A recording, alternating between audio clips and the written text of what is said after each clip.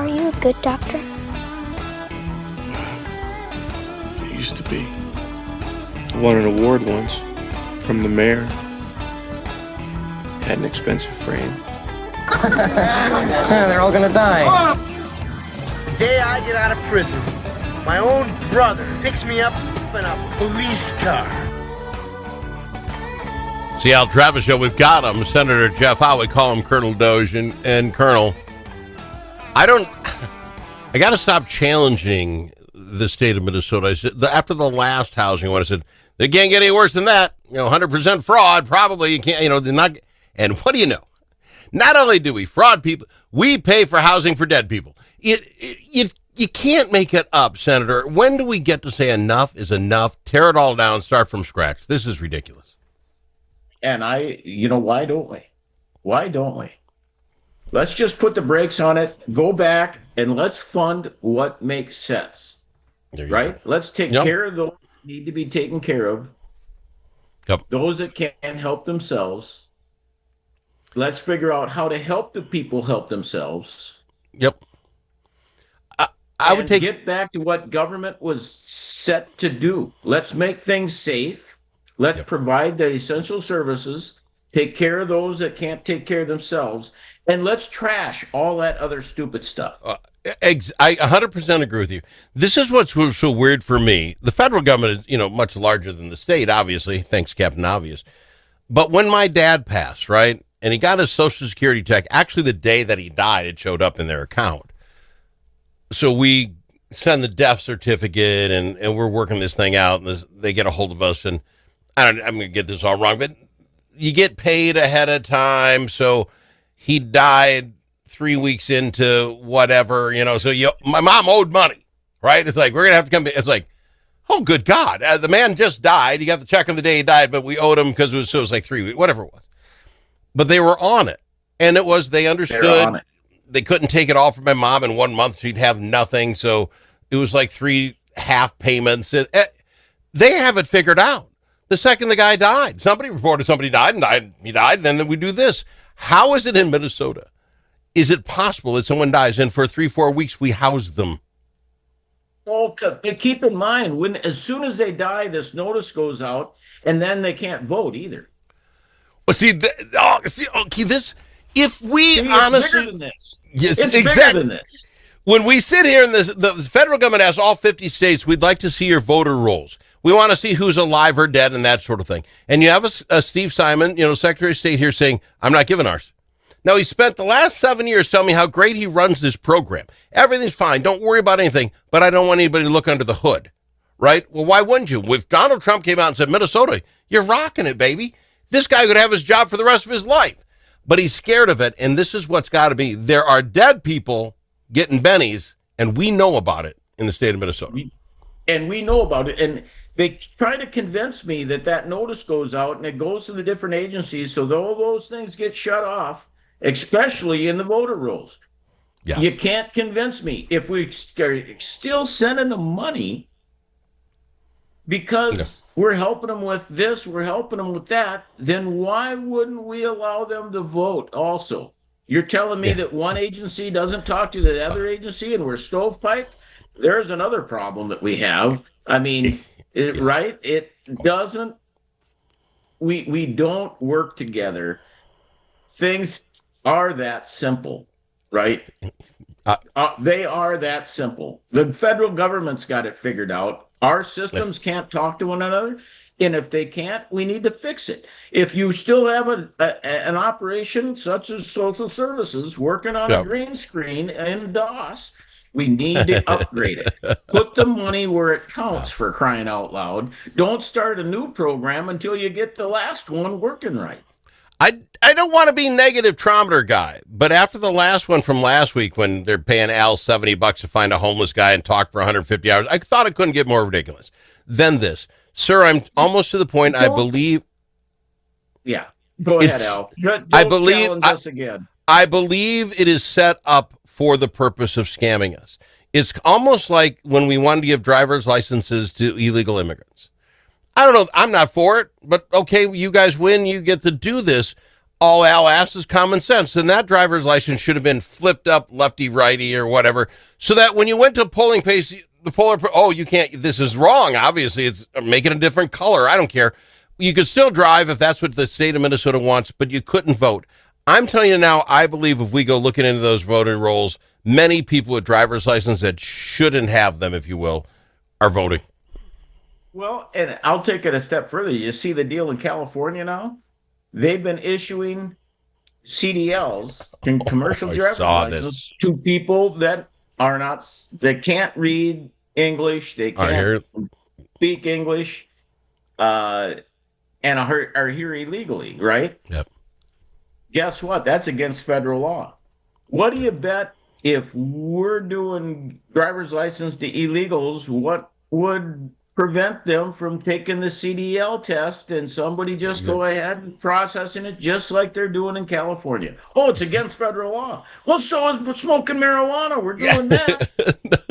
It's sad. This guy with the CDL you're talking about was in Florida over the road hauling when he did this U-turn in front of a van and 3 people died. Tragic. What's interesting is Florida doesn't have that rule. Florida doesn't believe these folks should drive, but if you give it to him in California, he can drive anywhere he wants. This is my, they're going to hate, people are going to hate me for this. You know how if one kid dies by a gun, we need to get rid of guns, right? Well, how is it that this family of 3 die with an illegal immigrant with a CDL license? Shouldn't we get rid of all illegal immigrants' licenses? Isn't it the same thing? 3 people died. We can fix it. No, let's take the trucks away. That's the object. It's the trucks that did it. Yeah. So, and I believe that we can still fix this, right? Because remember when we were having the real ID debate? Oh my God, you're going to track me. You're going to know all this stuff. Well, guess what? You're getting tracked. I don't care if you got a cell phone, you're tracked, right? Yep. I mean, it doesn't make any difference. If you got a car with a computer in it, which, go back into the 70s if you don't want one, they're tracking you. Your OnStar, all the rest of the stuff. Your cell phone knows where you've been your whole day, turned on or off. They know where that thing's at. Yeah, exactly. I mean, why do you think you get those ads? The thing is listening even when it's not supposed to be, right? So I firmly believe we can still fix this by requiring voter ID. Mm-hmm. And you either have a real ID when you come to vote, or you come with proof of citizenship. Either your citizen, your naturalization, or your birth certificate.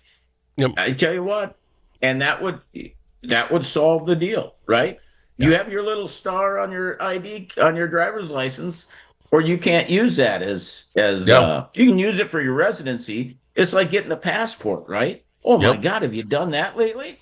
Holy smokes. It's like I have to bring in proof of colonoscopy. Wow. It is that bad. That is so funny. The other thing, though, is the folks that I believe that have passed that are probably still voting. This shows for some reason, like you say, it's a siloing. And what I don't understand, the computer age, my dad passes, the funeral home, get the death certificate. They email it to somebody at the state, send it to every department. Another person died today. Here's a list of the people who died. Take them off your rolls. How is that not done? It's all electronic. Here's part of the problem is that not all of the cultures that we have in our society today have a funeral. Or if they have a funeral, they don't go through a funeral home.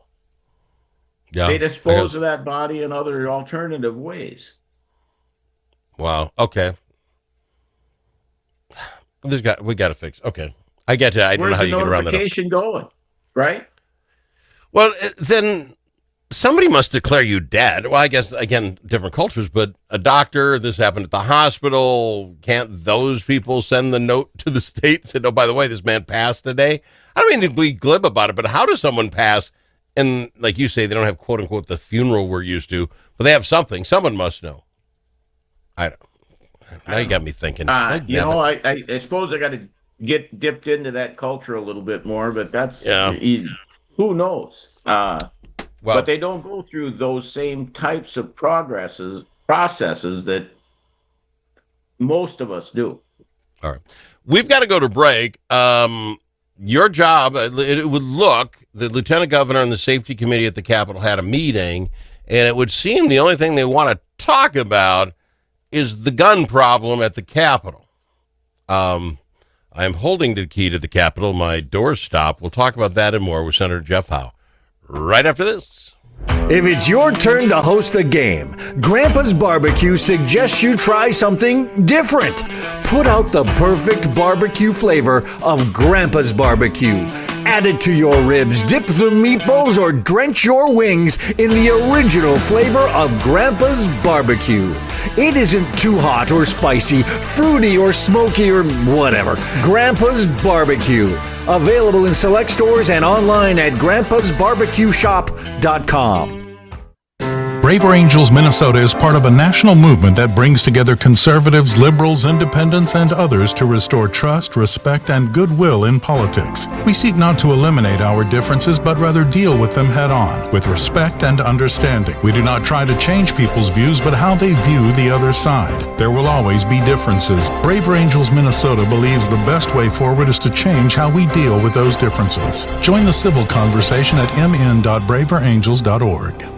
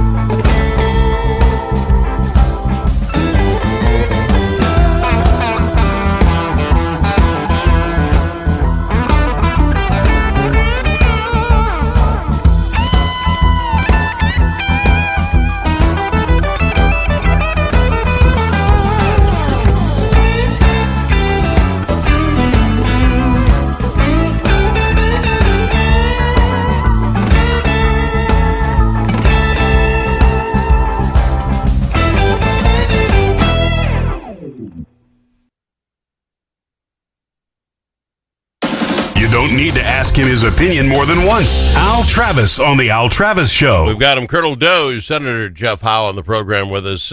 Senator, this age check. Do you remember the Apple Dumpling Gang, the movies, the Apple Dumpling Gang? Absolutely. Okay. Great stuff. What we're going to talk about is the smartest of the smart at the Capitol are going to come up with the plan to stop the Apple Dumpling Gang. And they're overshooting their skis in my book. They had a meeting, Lieutenant Governor, all these people talking about the security of the Capitol, and they just kept coming back about getting metal detectors and possibly people to check your bags when you come in. That wasn't the problem we're solving. A naked guy, the Apple Dumpling Gang got in by putting a wedge in the door. We don't even hear talk about how to fix that problem. You get my point? It's like we're solving a problem we haven't had. You know, and that's the problem that we're facing. They want to solve the problem as they see it. not the problem that we really have. They're going to define the problem. And you see, that's the biggest thing when you go through the military, I think what is it, a 7 or 8 step problem solving technique. First thing you got to do is identify the problem. That's your first thing. What do we got to solve? Well, they're not solving the problem we have. People are getting into the Capitol that shouldn't be getting in. Yeah. And it's not that they're bringing stuff in there with them. This guy didn't have anything, literally, not even clothes. So what are we trying to fix? Are you going to hand out clothes on the way in so at least they're not naked? Come on now. You're so spot on. Work. You're so spot on. It's just like, and again, I get one side wants all guns taken away. They want, okay, I get that. And this is an opportunity for them to bring it up, but it doesn't solve the problem we're talking about. The shootings that happened weren't at the Capitol. Again, we got to talk about how we're going to fix that.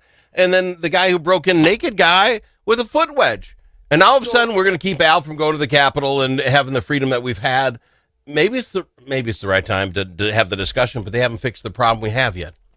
Well, are they going to prevent me from carrying? I carry all the time.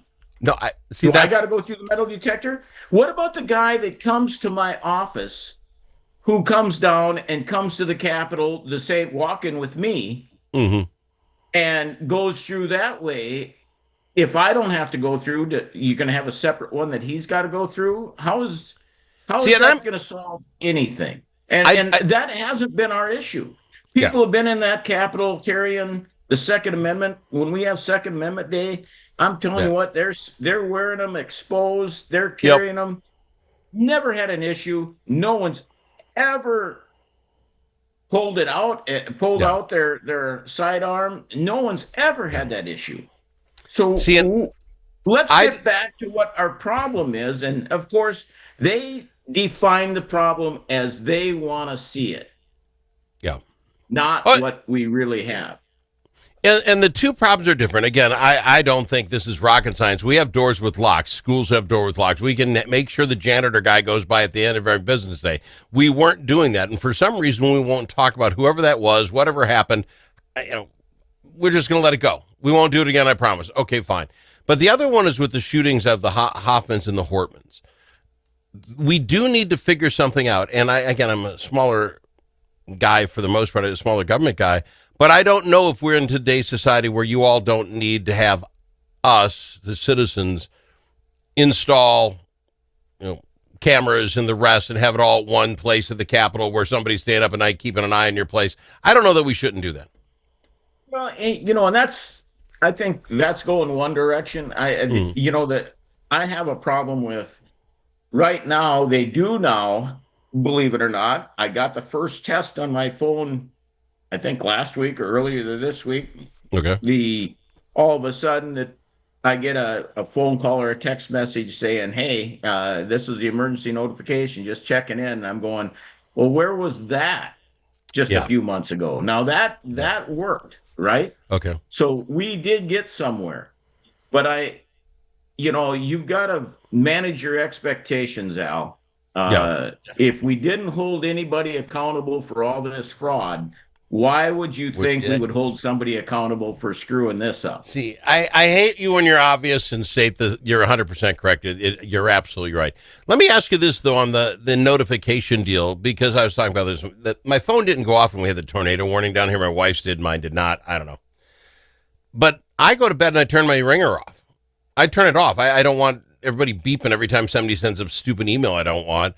So would it even notify you then? My point is that even going to do anything if something happens at 2 a.m? Point. I mean, my phone was out here in the kitchen with the ringer shut off when they were trying to get a hold of me, and they had to pound on my door. My kids know if something happens after 9, 10 o'clock, don't call me. They best call you. They best call their mother because their mother has the phone next to them, right? I do not. Now, the key thing is my wife's phone is also in the system, right? So when I get it, she gets it. So I'll still, in that case, I'll still get notified because hers is the backup phone, right? We're probably the last family with an actual landline anymore. So if something happens after 10, you don't call dad and mom's phone. you call the home phone that we've had for 30 years that only rings, if there's an emergency, it's like the bat phone. That's the only way they'd wake us up and we'd have any idea. It was a tough decision for me to get rid of the landline. I really because to me, when all else goes down and the cell phones towers go down and everything that landline's going to work, right? Yep. They jacked up the cost to the point where now the landline goes to a cell phone, right? Yeah. So it is what it is. I mean, we're no longer ready for the zombie apocalypse, but I got to fly. I thank you, Senator, for coming on the program. I love having you on. We'll see you next week. It's always great. Absolutely. We'll see you then. Senator John Hoffman on the Jeff Howe. Sorry. I should let you know. I will go a little long. I've been talking to John, texting on a pretty regular. Good days, bad days. I don't think he enjoys his physical therapist in the least. I mean, John likes everybody, but I think that person hurts him.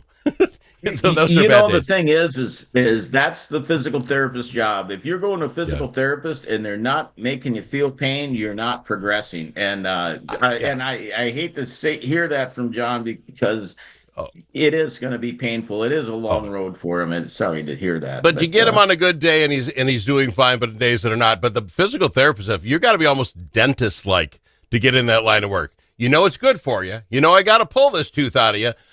But there's got to be some little like to do it because I couldn't do it. Anyway, got to fly. I'm out of time. Appreciate you, my friend. Senator Jeff Howe on the Al Travis Show.